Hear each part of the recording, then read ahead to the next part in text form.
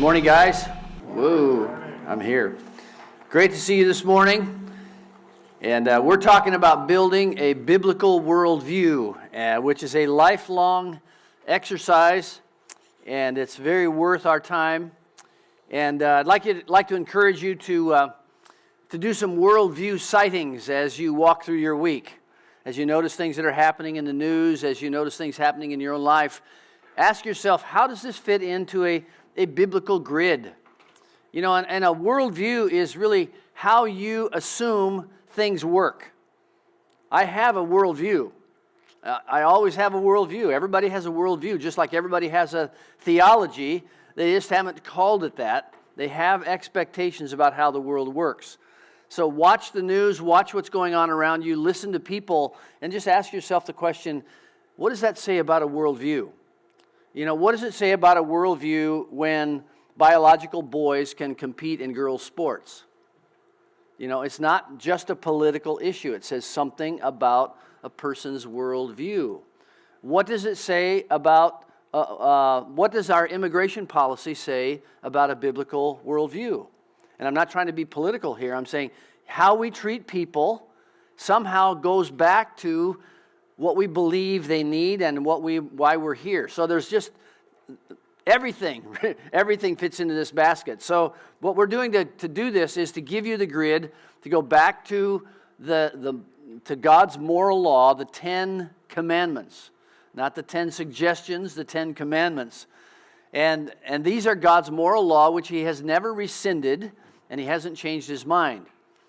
And to do that, we're walking through that, and really, we will get to the 10 commandments. We're on commandment number 1, and this is the 4th introduction to that. But we're kind of gathering our ammunition. So if you have your notes, and if you're following along on the screen, commandment number 1 is, you shall have no other gods before me. And our unquestioned assumption is this is where we begin. So let me give you the foundation of a biblical worldview. Here's the sentence. The God of the Bible is.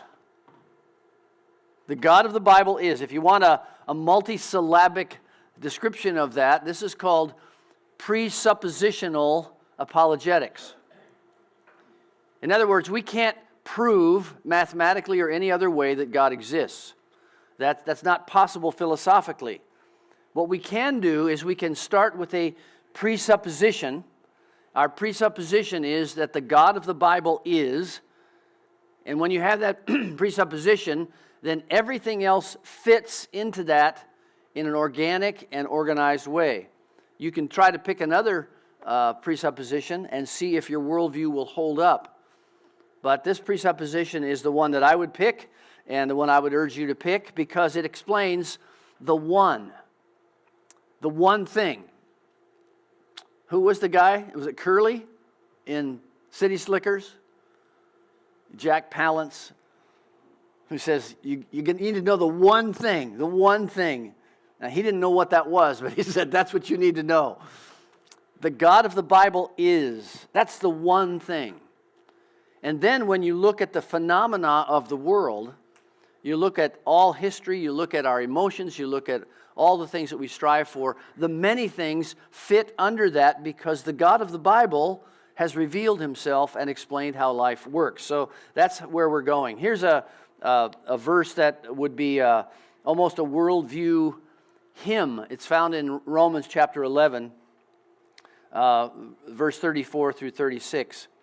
For who has known the mind of the Lord, or who has been His counselor, or who has given a gift to Him that He might be repaid? And here's the key, verse 36. For from Him, and through Him, and to Him are all things. That's the one. That's what you need to remember about a biblical worldview, that this God whom we worship isn't just out there in the mist. He's revealed Himself, and He is. And so when we discover that, we discover how life works. So I want to introduce you a high flyover. I'm going to give you the cliff notes of a book that I wore out so many times I had to have somebody spiral bind it for me. It's called The Christian Mind. You can't live a Christian life without a Christian purpose, and you can't live a Christian purpose without a Christian mind. So let me give you the cliff notes of it today, all right? So keep the notes that you have and ponder these and begin to live them. But here's the key phrase. There's nothing in our experience, however trivial, worldly, or even evil, which cannot be thought about Christianly. He's making an adverb, or is that an adjective? Anyway, Christianly. We can think about things Christianly. It doesn't mean that what we're seeing is right or good or holy. It means that we have a grid through which to think about those things versus just calculating it based on the world's framework. So let me give you some examples. How do we think Christianly about a cell phone? Throw it in the river? I don't know. No, we think, first of all, it was invented by people who were having mastery over science and technology. They weren't afraid of it. They weren't worshiping it. And what you hold in your hand as a cell phone, it's incredible, isn't it? So it's an incredible instrument to be used. But a Christian thinks also, how do I keep from being used by it? And that's a major issue in our culture. Screen time. I just got a new cell phone, and it keeps track of my screen time, and my screen time went up 43% last week. That was probably good because I'm answering texts now, But you know what that means? There can be an addiction to this very good tool. So how do you think Christianly about your phone? Don't let it run your life. How do you think Christianly about a dog? I'm not going to go there. But there's a Christian way to think about pets. How do you think Christianly about pornography? Well, you recognize that it's not a victimless crime. This is somebody's daughter. This is a gift that God gave us, this desire of sexuality, but outside the boundaries of what God has given us, it becomes a terrible addiction, and it can rule our life and ruin our marriages and our other relationships. How do you think Christianly about your body? Related to COVID, for example. Well, we recognize that our bodies are important and we ought to steward them, but we are temporary. We hope not real temporary, but we are temporary. The body is not all there is. Jesus said, don't fear him who can kill the body, but fear him who can take your soul. And we keep this in perspective. And that safety, I'll try not to get on a rant here, but being safe has become the primary American value. Be safe. I don't think that's a Christian value that should be at the highest level. And it's all about the body. It's all about health. It's all about not getting sick. And we need to think about these things Christianly as stewards, but not to fear death, because it comes to all of us. How about what does the Bible say about extraterrestrials? That was my headline this week to get you here, right? What about space aliens and things like that? Well, we need to remember that what the Bible says is that the chief angel, the one more beautiful than all of them, was cast out of heaven, along with a host of other angels. And here's what it says in Ephesians chapter 6, and this helps us think Christianly about maybe some of the streaks across the sky and the things that can't be explained. And Roswell, New Mexico. And I'm not saying this is the total answer, but listen to what it says in Ephesians chapter 6. It says, if I can find it here, it says, for we do not wrestle against flesh and blood, but against the rulers, against the authorities, against the cosmic powers over this present darkness, against the spiritual forces of evil in heavenly places. Whoa, there's stuff going on out there that the Bible doesn't detail, but it tells us about. So I don't want you leaving here saying, all of you people in Roswell are a bunch of demoniacs.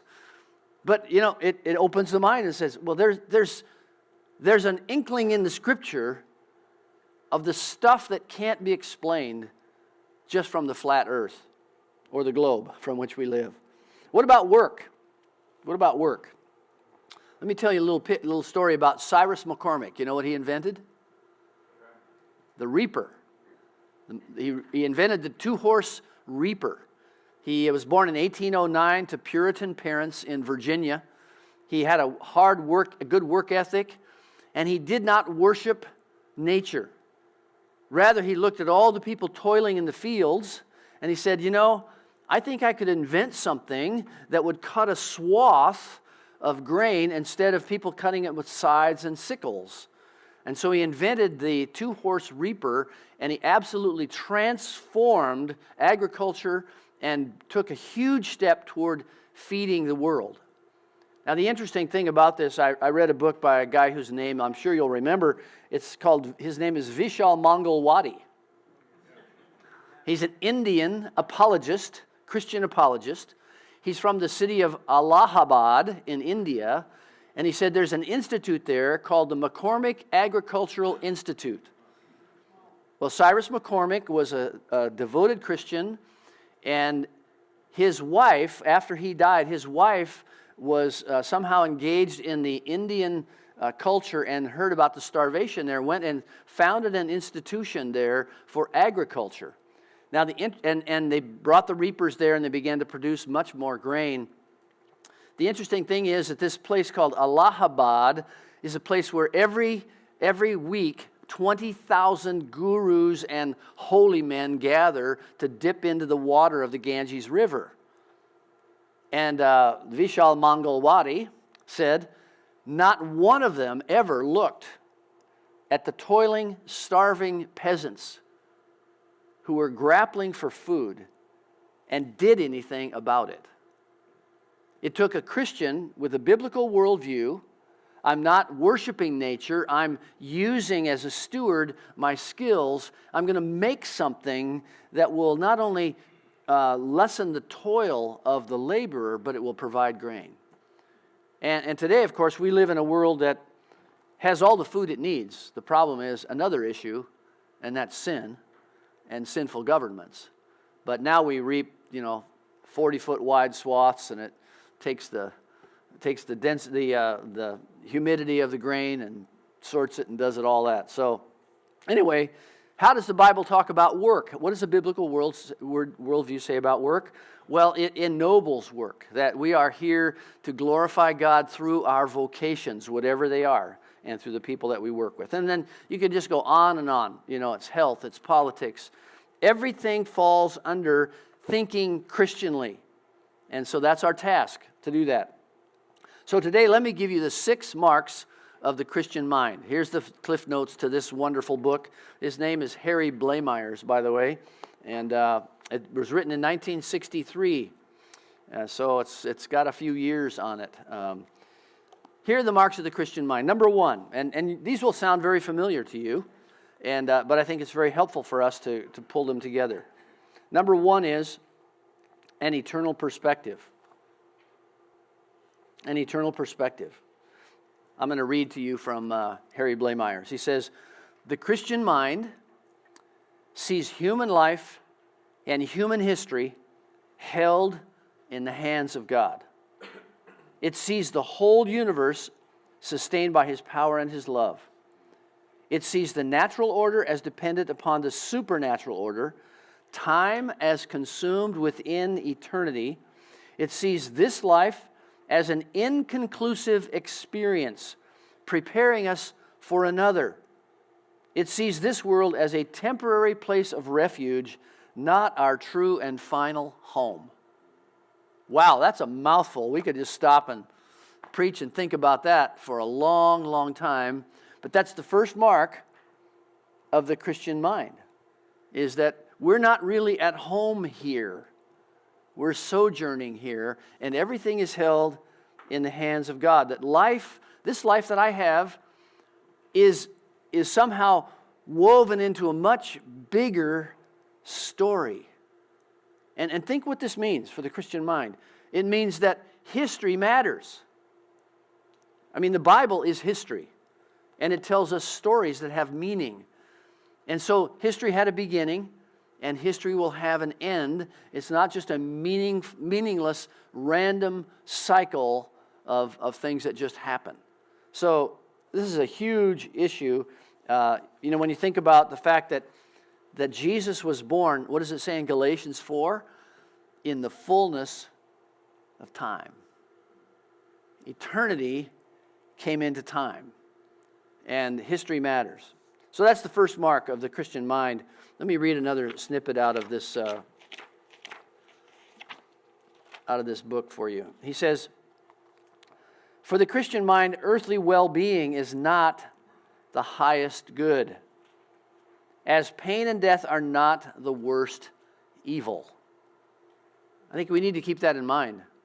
It's always been the Christians who have run toward the plagues.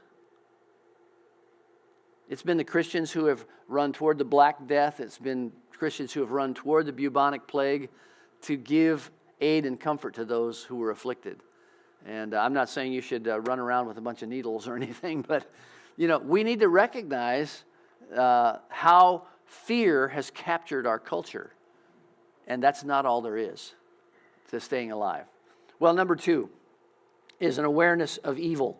An awareness of evil.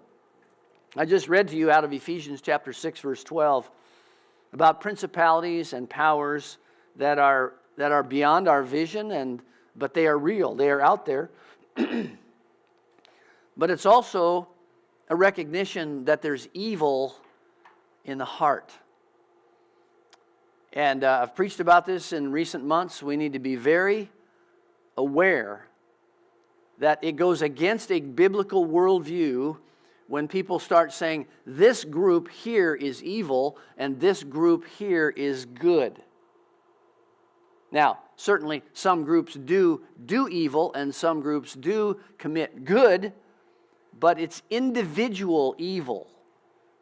It's the fallenness of the human race. That no matter what your political philosophy, no matter what church you're a part of, one of the biggest things we struggle with is the evil in our own hearts and the flesh that remains even after we've become Christ followers. So be very aware of things like critical theory or Marxism or Christian nationalism that says if we just had this group in power, then we would achieve utopia. No, the Christian mind says, no, there's something wrong here. There may be better ideas over here, and it might be somewhat better, but we're still going to deal with corruption, dishonesty, lying, selfishness, and greed, no matter what our government is. So we need to keep that in mind as people who think Christianly. Number 3 is absolute truth. There are absolutes. The famous phrase by Francis Schaeffer, when we no longer have absolutes, then we will be governed by arbitrary absolutes. And we see that happening all over the place. Here's what Jesus said in John 17:17.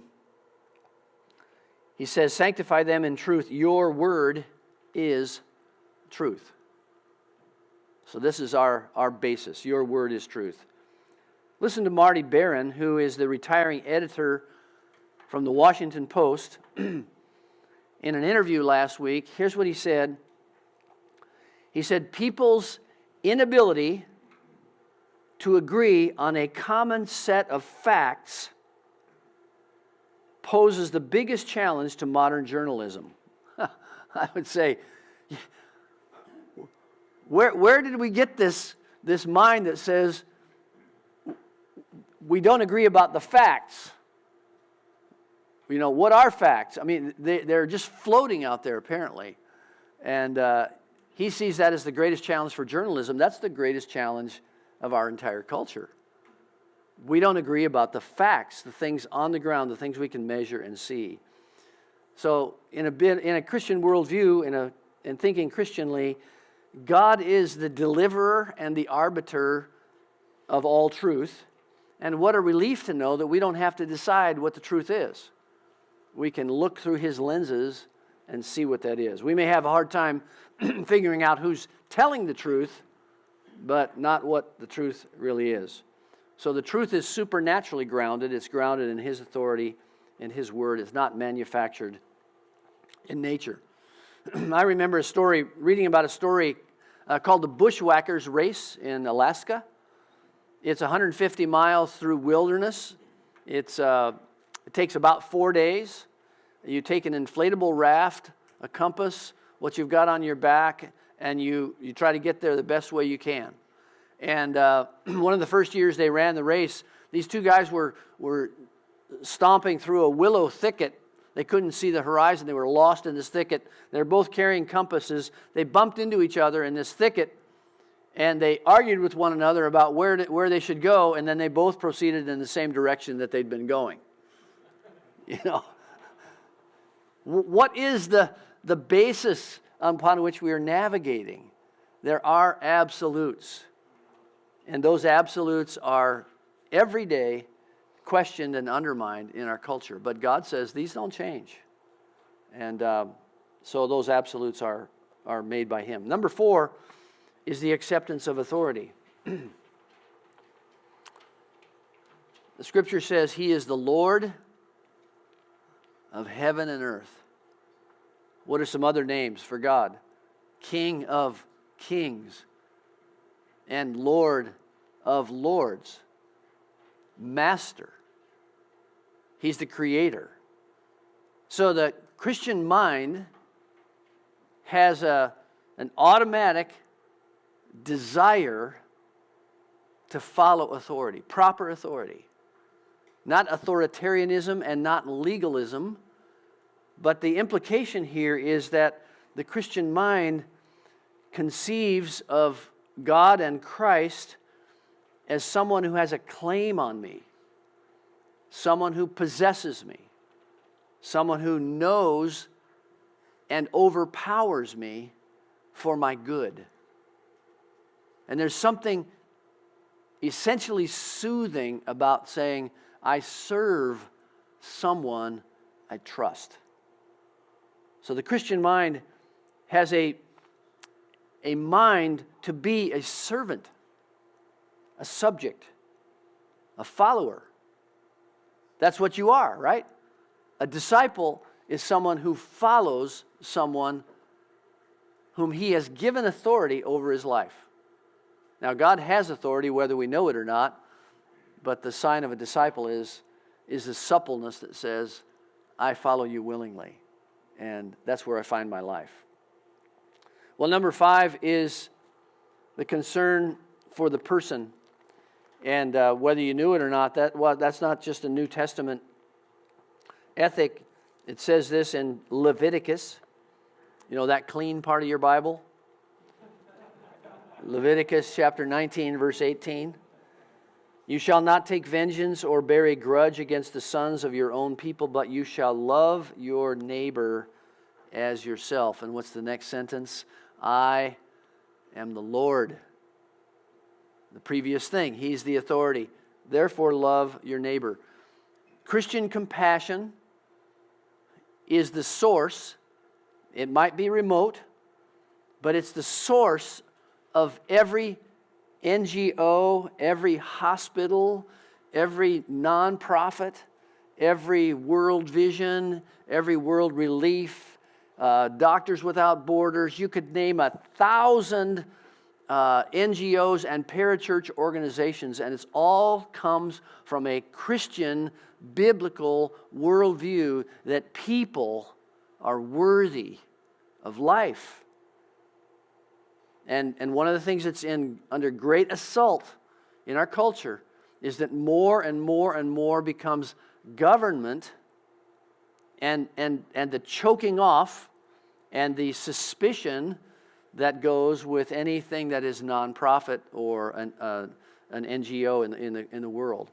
When that's where the most work gets done. When people volunteer to help, the efficiency goes out the roof. But when people are paid a salary to distribute welfare, they just go home at 4:30. I'm not demeaning anybody who works for the government. That's not my point. It's that the system becomes heartless.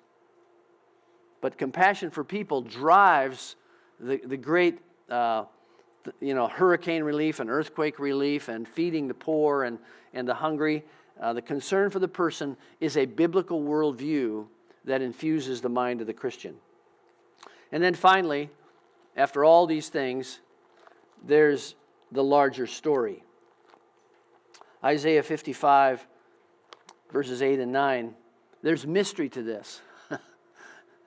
The Christian mind doesn't figure it out like the combination to a safe, where it finally clicks and we open it and say, aha, now I've got it wired. There's a mystery to it. God says, for my thoughts are not your thoughts, neither are your ways my ways, declares the Lord. For as the heavens are higher than the earth, so my ways are higher than your ways, and my thoughts than your thoughts.